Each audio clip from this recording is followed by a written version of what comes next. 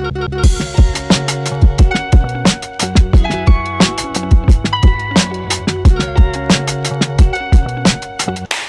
my STEEZ not going on. Yes, Lord, bringing you round 12 or 12. Still haven't checked yet. Game review, man. Second game of the round. Following up the whole Essendon game, man. Essendon Brisbane game. Following up, we got Hawthorn versus Collingwood, man. Hawthorn, over the last couple years, man, Hawthorn seems to have had Collingwood number the last couple games, man. So it's been interesting coming into this game, man. But at the end of the day, Collingwood has been a whole different story this year. They have, indeed. Nobody can deny it. Hawthorn have been struggling just a bit. I want to say they lost like 2 in a row coming into this game. Collingwood going strong, man. Still doing it even without a lot of the players out the last couple weeks. But they were getting some handy inclusions with Steele Sidebottom, Scott Pendlebury, Darcy Moore, Lockie Schultz and company. So if you win it without them players, man, come on now. It's just going to only feel better when you have these players in. You feel me? So I was actually, it looks like early in the game, Hawthorn shook off a little bit of their slower, sluggish starts that they've been having. Well, sluggish play in general, because it hasn't just been in the start that they've been struggling. But they look to be very competitive in the game, man. They were beating Collingwood at the stoppages, and really at the end of the game, they still had the more clearance numbers, which was kind of surprising to me. Although they do excel there, that's where part of their strength is. But Collingwood at the end of the day, man, was just really strong in the turnover game, man. They just look, their handball game is just crazy, bro. Like, that's when they get going, bro, with their handballs, they're really too impactful, bro. They have a lot of anticipation with their handballs. They handballs where their teammates need to be, not necessarily where they are. And then the teammate will follow up and know where he needs to be and will be in that position. And then all of a sudden, like, you can tell they do a lot of anticipation with the handballs, and all of a sudden they're out of the contest, bro, no matter how congested it is. And that was really the thing for this game. I think the pressure was good. Hawthorn pressure wasn't too bad in the beginning of the game, and it just waned. It just fell off terribly. Terribly.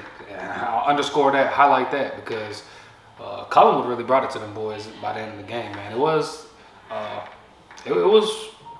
tight early on, and by the end of the game, it wasn't at all, bro. Like, at some point through the third quarter, bro, Collingwood had more tackles in the fourth half than Hawthorn did the whole game, bro, which is very terrible, bro. You just can't. That's no excuse, bro. Hawthorn has been terrible from the tackling, from the aspect of tackling the last couple games with like 30 plus, like 36 against Brisbane or 32 for the last couple games, bro. So coming into this game, you would have thought Sam Mitchell would have really got his side prepped and really take that as a part, make that as a point of reference as to where you can't be fucking up at, especially against a team like Collingwood. And yeah, really at the end of the day, it was like, at one point it was like 5, I think it was like somewhere through the third quarter, it was 5 players. I think it was Darcy Cameron, it was Ned Long, Scott Pendlebury, Nick Dacos, and one more other player I can't really think of at the top of my head. But they had more tackles than the whole team combined, bro, of Hawthorn, that is. So that was just inexcusable, man. Jack Ginnivan did have a good game. He was probably the best player for the Hawks. Had a couple early goals, and really at the end of the day, none of his teammates really went with him. And I think that's a problem for Hawthorn this year compared to last. It seems like a lot of the players haven't quite lifted to the same level that they were playing at last year. And yeah, in the beginning of the game, it was tight, really, I think, mostly because there was intercept marks on both sides of the field, and yeah, they were just stopping each other, really. But it was just, at the end of the day, it was just too much for Hawthorn, because Collingwood, they were just very efficient going inside, bro. Anytime they were inside 50, bro, it seemed like they were scoring, bro, no matter what was going on. Ended up giving up too many marks inside 50. Jamie Elliott, by the halftime, had 4 goals. I think he finished with 5 or 6. Can't remember. I think it was 5, though. He looked like he was on his way. Yeah, 5. Don't quote me on that. But by the end of the game, he looked like he was, at halftime, he looked like he was about to be going for 8 goals, and he didn't quite get there, but him and Bobby Hill were just excellent small forwards, man, and you can't stress that enough. And it was crazy, though, because really Josh Dacos I don't think had really a great game. You know, he has been the last couple weeks. I think he actually made a handful of mistakes, him and Dan Houston, as far as trying to hand over the Hawthorn forwards. And at the end of the day, it was just a little bit of laziness that they weren't able to overcome. Well, they weren't able to figure out, and Hawthorn took advantage of that.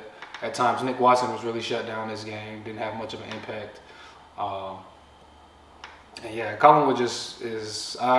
Realistically, I don't see them losing another game by the end of the season, bro. Unless they just completely shit the bed and lose their identity, I don't really see them boys losing, man. It's just too tough of a team, bro. They're well-rounded, bro. They're very composed. They defend, bro. Like, and that's the most important thing. Like, their forward pressure is crazy, bro. They were putting Hawthorn under the pump so many times, bro. And Hawthorn could not. They turned it over way too much, and they also weren't able to apply the same pressure or even close to the same level of pressure that Collingwood brought. So, yeah, bro. It was just a complete ass whooping by the end of the game, bro. I was actually grateful for the game that we had in the first half, or well, not necessarily the first half, but like the first quarter. I was actually pleased with it, and yeah, man. There's really not much to say about Hawthorn. Hawthorn looking like pretenders badly. I don't know if this is. You can definitely see Hawthorn has their issues, and you can tell what they are. But I think this game was just a huge statement win for Collingwood, bro. Just a team that's in the top 8, near the top of the top 8, and they just dismantled them pretty easily, bro. So I don't think they even have a chance, bro. But yeah, Collingwood, bro. I don't know what to do about them. I don't know if any other coach knows what to do about them boys, man. Because when they get their cavalry back, they're dangerous, man. But I will say they did lose Lipinski to a potential concussion. Well, a concussion. I think he was ruled out with concussion because of a Lloyd Meek late spoil attempt. He ended up bumping his head on the ground after the contest. So we'll be on watch to see how often Lloyd Meek gets, how many times he gets suspended. Well, how many games he may be suspended, if any, which I'm pretty sure he will, because people have been suspended for way less.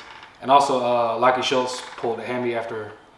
Did he kick a goal? I want to say he kicked the goal, or he attempted to kick a goal. Held his hammy right after, and because he just got back this game, he's been out. Even before that, he got a rough fucking concussion like a couple weeks ago, so he's been having a tough run as far as injuries go, and so he'll be out as well. But we all know Collingwood has the cavalry to be able to manage and excel even without the players that other teams may need to even be competitive. So that's all I got for that game, man. Complete ass whooping at the end of the day. Hawthorn, pretender watch, and that's really what it is, man. Like, comment, subscribe, all the YouTube shit. Yes, Lord, man. Super Saturday. Go ahead and check the games coming up this week. I'm not too optimistic about these games coming up Saturday and Sunday, but you never know, man. Essendon surprised us with a valiant effort. Hopefully we get that from some other teams, when the teams that aren't very favored. So, yes, Lord.